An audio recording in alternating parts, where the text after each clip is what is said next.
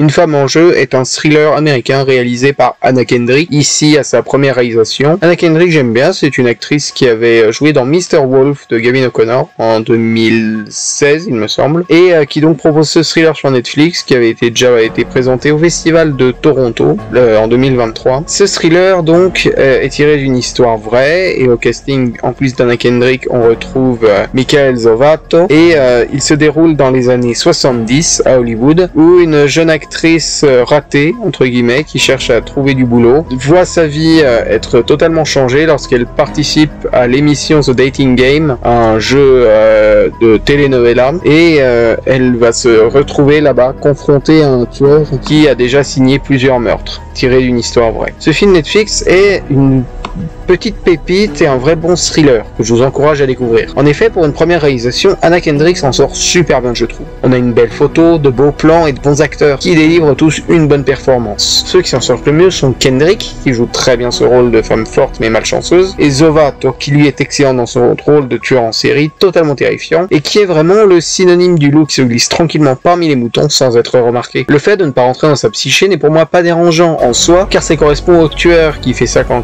ça lui prend l'envie, sans réel objectif, juste par pur instinct. Et sa relation avec les femmes, par contre, aurait peut-être été mieux explicitée, même si on voit qu'il a de l'attrait à tuer le genre masculin également. Et au niveau mise en scène, c'est plutôt très sympa. On a une belle reconstitution des lieux, de l'époque, de par les décors, les costumes, les voitures également, et Anna Kendrick arrive à livrer de bonnes scènes, comme un face-à-face dans un restaurant qui vous tiendra totalement scotché au siège, et cette confrontation finale qui fait se tromper le spectateur, et j'ai trouvé ça très très cool. Et même si les deux intrigues auraient mérité d'être mieux équilibrées, car celle du tueur est un peu moins développée que celle de Kendrick, ce qui est dommage, voilà, j'aurais peut-être aimé en voir un tout petit peu plus, que le film dure un peu plus, genre 1h50, 1h40, ça aurait peut-être aidé. Mais le film est aussi riche au niveau de ses thématiques. Il aborde un propos purement féministe et dénonce le sexisme dans le monde de la télévision et du cinéma à l'époque, prenant plaisir à le contrer grâce au perso de Kendrick qui essaie de détourner les clichés sur le genre féminin qui était présent à l'époque. Et on peut voir aussi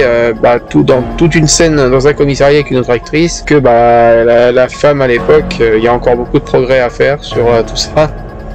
En somme, un petit film très sympa à découvrir sur Netflix que je vous encourage vraiment à aller voir. Allez, à bientôt.